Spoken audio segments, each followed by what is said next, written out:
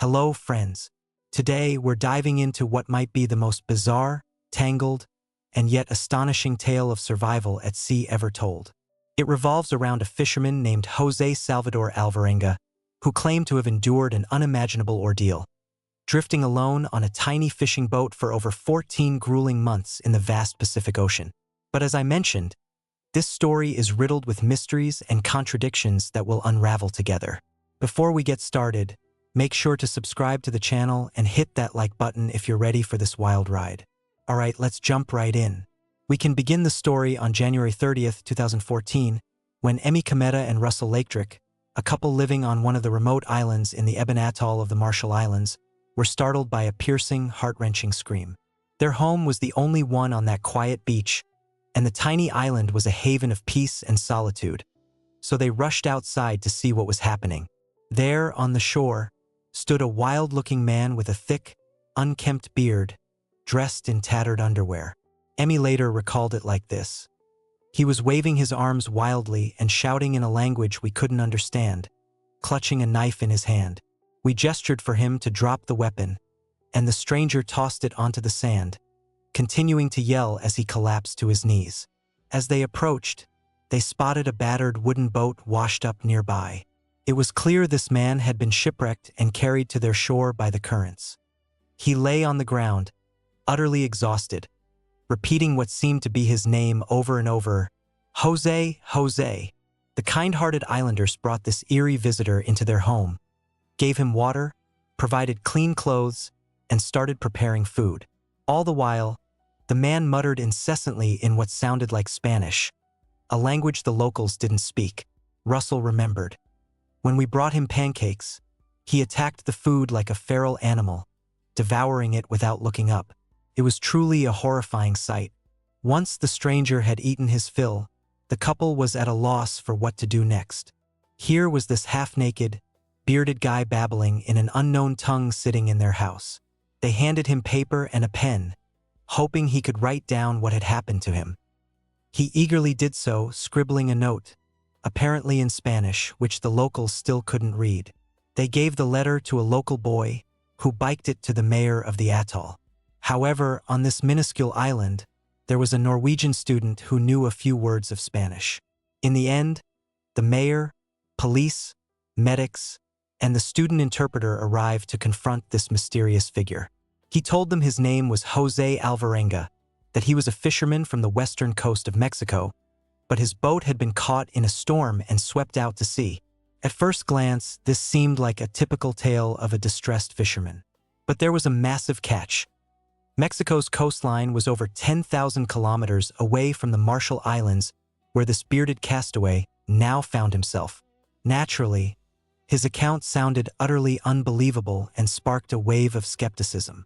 The island police even took him into custody and interrogated him through the interpreter. Here's what he revealed. We set out at dawn, planning to be out for no more than 2 days. But by evening, the boat had drifted far from shore, and the weather turned nasty. We decided to head back, but the motor wouldn't start. I tried fixing it as the waves grew larger, and then the downpour began. The boat was tossed around like a toy. All we could do was wait for the storm to pass.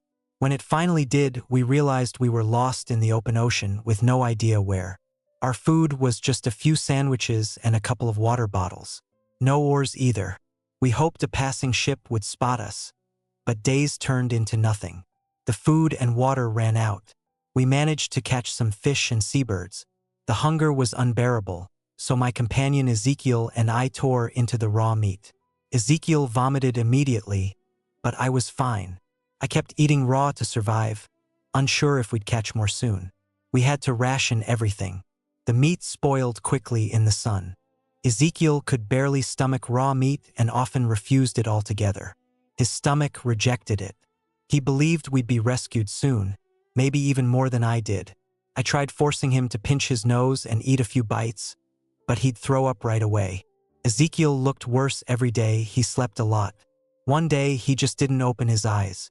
Yes, I pushed him overboard. What else could I do? He sustained himself on raw fish and seabirds that landed on the boat. But once, after eating a bird, he got terribly sick, vomiting, then stomach issues. He couldn't relieve himself. It was pure agony. But then he caught a sea turtle, and eating its meat fixed the problem. He realized turtle meat aided digestion, so he made it a staple. During rains, water pooled in the boat's bottom. He drank it using a turtle shell as a cup. There were long stretches of sunny, dry weather that was the worst. He forced himself to drink his own urine, pinching his nose and gulping it down. Sometimes he drank turtle blood. The heat was torturous. The sun blinded him. He hid in the fish storage box to escape it. He lost track of time almost immediately. One day blurred into the next. He thought he'd go mad. He barely remembers those ocean days. Not even how many turtles he ate. Once, he spotted a ship so close he could see the crew on deck. He stood, screamed, and waved. The crew waved back, but the ship sailed on. A few days later, he woke to the boat rocking violently, thinking another storm had hit. But opening his eyes, he saw he'd nearly collided with another vessel. But it was too late. The ship passed without noticing. After those encounters, his hope surged. He figured land must be nearby. He wanted so badly to believe it. He slept a lot and dreamed, not of home or family, but of food. He dreamed the boat was filled with his favorite tortillas, chicken, and other dishes. He remembered the smell of bread his parents baked in childhood. He felt it in those dreams. But waking up, it was just sky, sun, and sea. He thought of his family constantly. In the ocean, he realized how much he longed to be with his loved ones. His daughter Fatima, his mother, his father. He imagined hugging them and never letting go. Faith in God saved him. He knew God was with him, protecting him. There were times he thought it was over. He'd scream, rage at himself, but then calm down, raise his hands and cry out, "God, I believe." He was sure God would hear and save him. From the jumbled accounts, José Alvarenga and his companion Ezequiel Cordoba left the small village of Costa Azul on Mexico's southern coast on November 17, 2012. About a day into their fishing trip, the boat's motor broke, and they were hit by a severe storm that dragged them far offshore. Without communication, navigation, a working engine, or even oars, they were left adrift in the open Pacific. Likely, the boat was caught in the North Equatorial Current, averaging 12 miles per day. The distance from Costa Azul to the Marshall Islands, where José was found, is about 10,000 kilometers. That means he would have been at sea for roughly 450 to 470 days. Alvarenga claimed 438 days, so his story could plausibly be true. Now, back to the island where the strange bearded man was discovered. The situation was tricky, complicated by the language barrier and the fact that the fisherman was clearly not in his right mind. It was hard to tell what was truth and what was delusion. Plus, he had obvious partial memory loss, or perhaps he just didn't want to recall certain unpleasant parts. The locals treated him with wariness and suspicion. When José asked for a phone to contact his family, they denied him. The island's mayor recalled, "This story seemed highly suspicious to us. We knew almost nothing about this man. All the information came from his mouth alone. We decided to send José to Majuro, the capital of the Marshall Islands." A day later, José was loaded onto a patrol boat. For the entire 22-hour voyage, he stayed in the hold, saying he couldn't bear to look at the water anymore. He talked little but ate non-stop, devouring the bananas and coconuts the Eben residents had packed for him. When they finally docked and descended the ramp, he seemed euphoric, cheerful, content, and surprisingly plump. This José raised even more suspicions. He looked too healthy for someone who'd drifted over a year. It's hard to argue. If you see photos of Alvarenga right after rescue, he doesn't resemble a man who'd survived on raw fish and turtles for 14 months. Hanging cheeks, a double chin. He looked more on the verge of overweight than a starving castaway. Naturally, he was taken to the hospital. After a few hours of examination and tests, doctors determined he didn't need immediate hospitalization. He had severe dehydration, partial memory loss, and spinal issues that might have predated the ordeal. But he wasn't starving. The chief doctor, N. Brian, commented, "Despite occasional flare-ups and worsening symptoms, José is recovering. Still, I can't confidently confirm this man spent over 14 months at sea. In 1992, a boat with shipwreck survivors washed up here. We provided medical aid. They had to be carried on stretchers after just 5 weeks adrift. They looked like skeletons. As you can see, José didn't need stretchers and appeared quite energetic, fueling more doubts. He was kept under supervision for a while, and they only allowed him a phone call to Mexico after several days, in the presence of authorities. But he didn't call Mexico, he called El Salvador, revealing that's where he was originally from. Why he hadn't mentioned this earlier remains a mystery. Journalists, who loved this sensational story, quickly tracked down his mother, Maria, who said, "José left us for Mexico nearly 15 years ago. He called regularly at first, sent photos, but the last we heard from him was 8 years ago. Then he vanished. We had no money to search for him, and where would we look? Everyone thought he was dead, but I knew my son was alive." Besides his parents, José had a 14-year-old daughter named Fatima. He hadn't waited for her birth and left, supposedly for work. She'd never seen him, only spoken on the phone occasionally. But at least relatives confirmed his identity. That was something. We knew this was indeed Alvarenga. Journalists dug deeper, heading to Mexico where he'd worked as a fisherman. Mexican authorities confirmed that on November 17, 2012, in Costa Azul, Chiapas State, 2 fishermen did go missing due to bad weather. Searches stopped after 2 days. The police report listed the missing as Ezequiel Cordoba and Cirillo Vargas. No José Alvarenga. It turned out José was living illegally under false documents as Vargas. Armin Solis, the head of the fishing cooperative where José worked, recognized him from photos and said, "His face hasn't thinned out much, but he's definitely slimmer. We're glad he's okay and await his return." This tale, which initially seemed like complete nonsense, started to resemble truth. More details emerged as José's memory returned. He recalled new elements and new witnesses surfaced. Here's the most comprehensive version I've pieced together from José's words and those involved. In November 2012, fisherman Salvador Alvarenga made a fateful choice to ignore weather warnings and head to sea on his 8-meter boat. Overfishing had depleted stocks near Mexico's coast, so to find good hauls, fishermen sometimes ventured 200 kilometers or more offshore. Those from Costa Azul typically went out for 60-hour shifts, returning with tuna, marlin, sharks, and more, earning about $250. Money Alvarenga often blew on booze and drugs. Known for his generosity and wild lifestyle, that fateful day his usual partner was busy, so he took an inexperienced 22-year-old, Ezequiel Cordoba. They packed light. Some clothes and snacks like fried liver, rice, and limes for the trip. Alvarenga and Cordoba set out on a primitive fishing boat equipped only with an ice-filled box for fish storage, 3 knives of varying lengths for processing catch, 3 fuel canisters, a radio, GPS, a sheet for nighttime cover, and 3 empty bleach jugs used as buoys. The fishing went exceptionally well. In no time, they caught an 80-kilogram hammerhead shark and half a ton of other fish. It was a great haul. With the boat loaded about 70 kilometers offshore, they shut off the engine and rested, planning to return at dawn. But suddenly, an oceanic storm hit. Alvarenga recalled, "First, thunder roared, a chill hit, then the unpredictable north wind blew, what locals call norte. It had claimed many fishermen's lives. The sea turned into a boiling cauldron. The boat filled with water fast.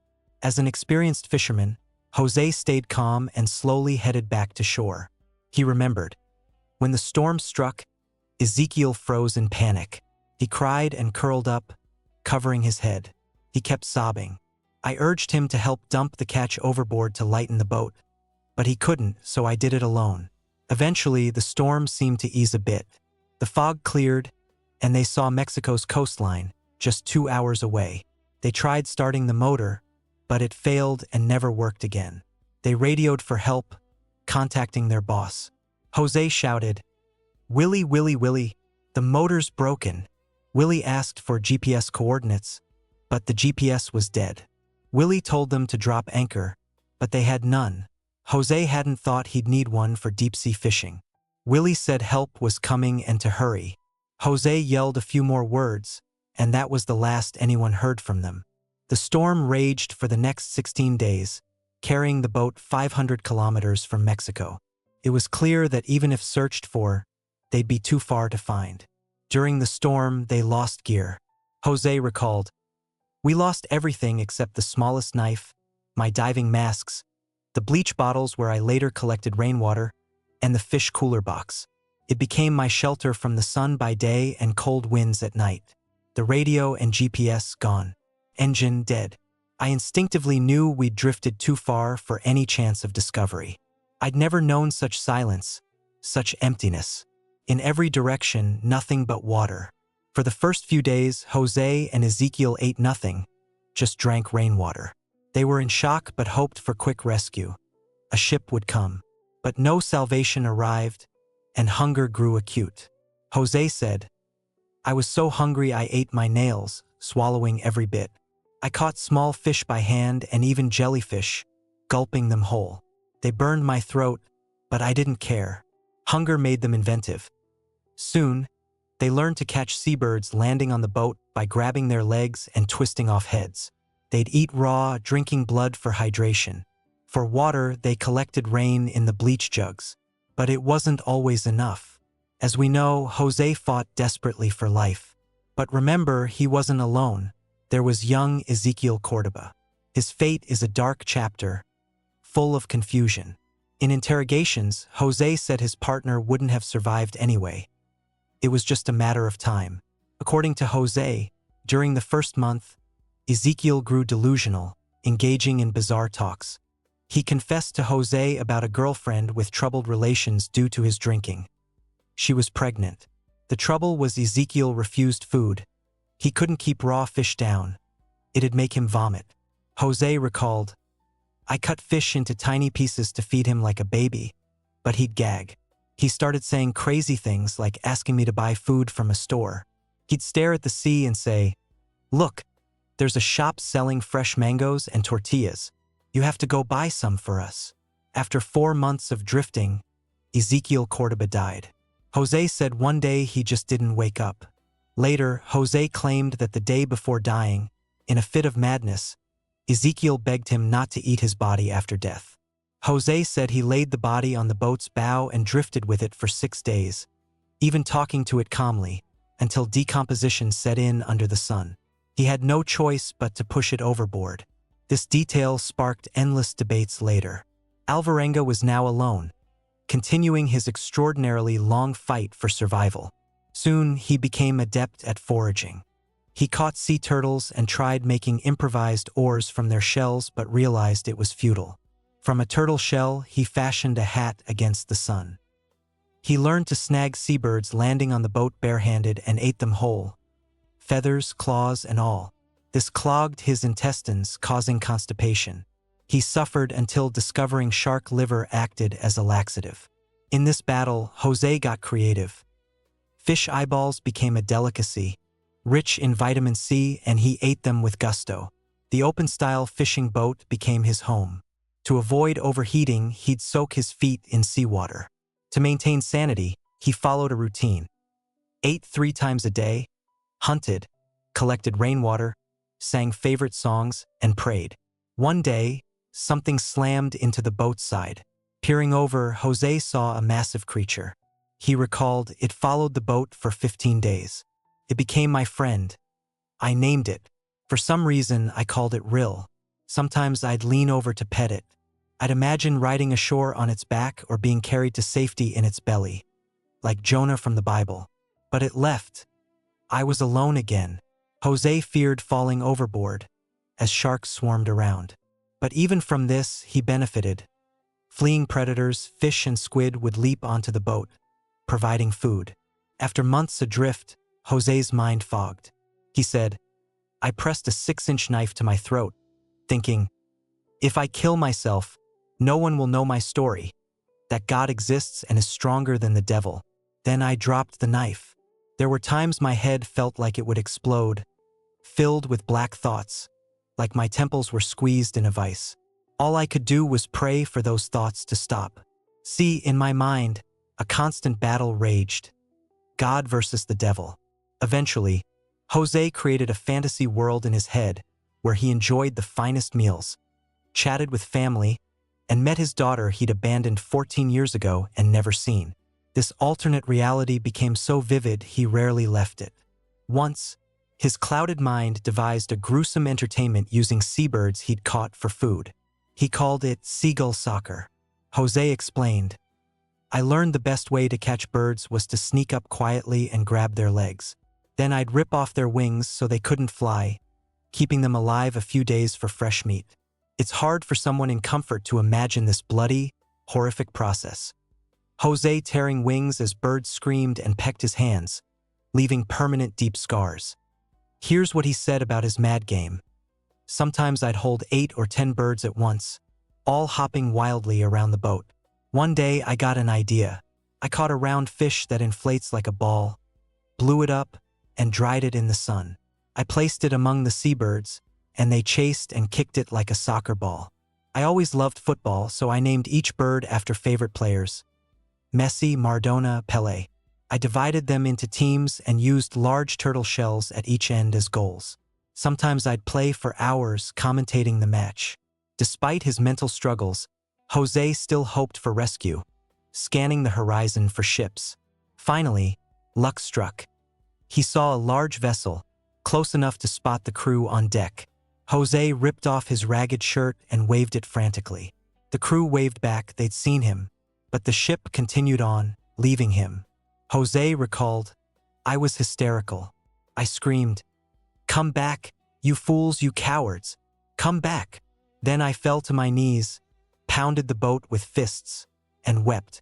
At last, after 438 days and 10,000 kilometers of drifting, his battered boat washed ashore on Eben Atoll in the Marshall Islands on January 30th, 2014. He stumbled onto the beach, crying, screaming, and thanking God. Those cries drew the island couple Emmy Cometa and Russell Laketrick. This story exploded into a massive sensation, becoming one of the longest recorded sea survivals. But it also drew heaps of doubt and criticism. Indeed, Jose Alvarenga's tale has many blind spots. He recalled it piecemeal, citing partial amnesia, adding new details, or inventing them. His post-rescue appearance raised questions too. I mentioned the hanging cheeks, double chin. He didn't look like someone on a 14-month raw fish and turtle diet. More like a starving Robinson? No, he seemed closer to overweight. Recall, when delivered to the hospital, doctors said no hospitalization needed. Mild dehydration, yes, but over a year at sea. Also, no signs of scurvy, which plagued sailors with more varied diets. For 438 days, he had no vitamin C source beyond minimal amounts in fish and turtle blood. His claimed partial insanity found no confirmation from psychologists and psychiatrists. He was deemed fully sane. Speculation arose that Jose, an unlucky fisherman with a wild lifestyle, faked the sensation for profit. Indeed, soon his mind cleared.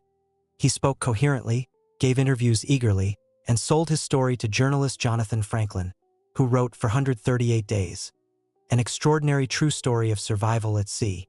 The once poor fisherman rocketed to fame. Journalists adored the tale, hyping it up, arranging reunions with parents unseen for 8 years and his daughter unseen for 14. Jose graced headlines constantly, but fame brought criticism too. He even agreed to a polygraph test. His lawyer said, after evaluations, Mr. Jose Salvador Alvarenga's accounts from disappearance to discovery were verified and fully truthful. So, per the lie detector, his story was presumably true. Accusations didn't stop. The partner's disappearance tale was murky. Jose tangled in testimonies, full of gaps. Many suspected he didn't dump the body overboard but ate it for sustenance, explaining his plump rescue state. Cordoba's family held this view, suing Jose for $1 million. Alvarenga retorted, "They're just jealous of my success and want money from the story and book sales." How did it all end? Well, it didn't really. Jose never returned to Mexico. He'd lived illegally under false papers, facing jail. He went back to native El Salvador, where he frequents interviews, events, and leads a somewhat socialite life. As I said, this is a deeply tangled story, so I'll leave conclusions to you. José Alvarenga evokes sympathy on one hand. On the other, calling him purely heroic is tough. It's even harder to discern truth from fisherman's fiction. To this day, the case sparks debates but stands as one of the longest sea survivals. What do you think? Share in the comments. I read them all eagerly.